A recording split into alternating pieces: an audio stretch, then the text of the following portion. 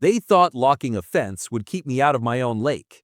But when the HOA put up their gate, I bought the land beneath it, and suddenly, I was the only one with the key.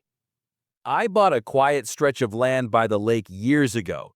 Fishing, kayaking, early morning coffee by the water. It was my escape. But the HOA from the neighboring development didn't like that I had private access.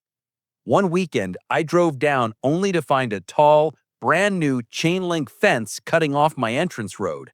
A shiny, padlocked gate sealed it shut. And right there stood the HOA president, clipboard in hand, smirking like she owned the whole shoreline.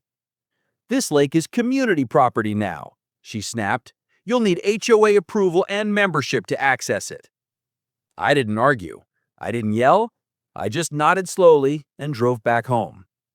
What she didn't know was that the land under that gate, the little strip of property connecting the road to the lake, wasn't fully paid off. I made a call to the county office, checked the tax records, and within days, I struck a deal. I bought the parcel outright.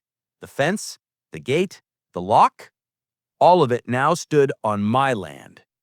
So the next time the HOA president strutted down to the gate, she found me leaning against it, spinning the shiny key around my finger.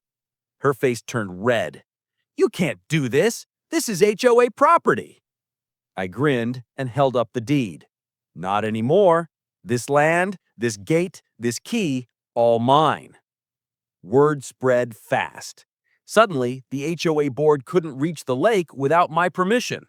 Families who once backed the HOA now lined up on my side, frustrated that their leaders had cut off access to their favorite spot.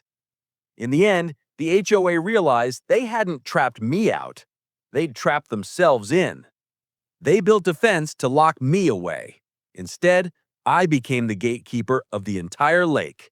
I am Liam, and trust me, the next HOA story is even worse. Subscribe now.